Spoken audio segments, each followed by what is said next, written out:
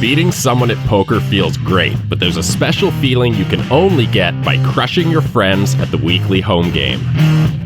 It takes years of hard work to beat the best poker players in the world, but luckily for you, we can teach you how to beat these guys in about 5 minutes.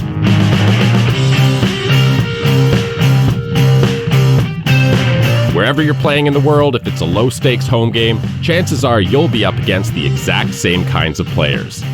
From ultra-beginners who barely know the hand rankings to wannabe poker pros, we'll show you how to beat them all.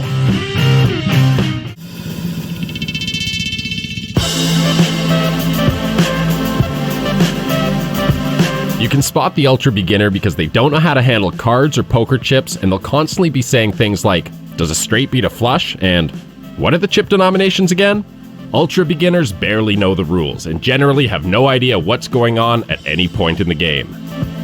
Most ultra beginners just want to play some hands and will often call bets on every street regardless of how good or bad their cards are.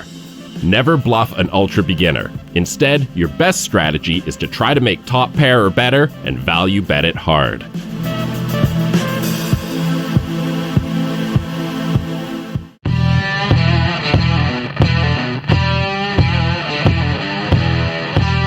Beginners have played a few home games, but haven't figured out any strategy beyond the strength of their own 2 cards. Chances are they've watched some poker on TV and talk about things like pot odds, even though they have no idea what that really means. If they show strength, they have a strong hand. If they show weakness, they have a weak hand. Against beginners, the best strategy is to steamroll them with constant aggression. Since you miss 2/3 of the flops you see, beginners will be leaving tons of chips on the table by calling too loose pre-flop and folding too much after the flop. Just remember, if a beginner starts playing back at you, it's a clear signal they have a big hand.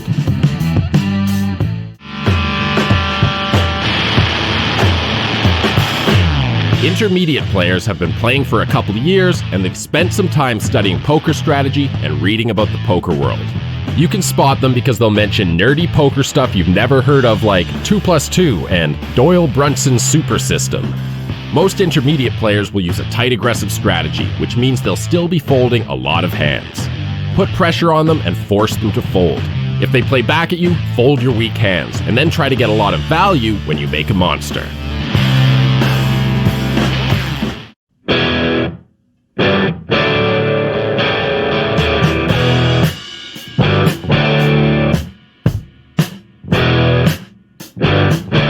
Every home game has at least one player who's sure he's on the way to becoming a poker pro. He wears a hoodie, sunglasses, and headphones, constantly shuffles poker chips, and is always saying things like, "Run it twice," even though it's a low-stakes home game. Chances are the wannabe pro is one of the best players in the game, but he does have weaknesses. Number 1, he thinks he can outplay everyone all the time, and will always take opportunities to make big bluffs. And number 2, he can't stand the idea of losing to anyone. When you have a big hand, give him the opportunity to bluff by playing more passively.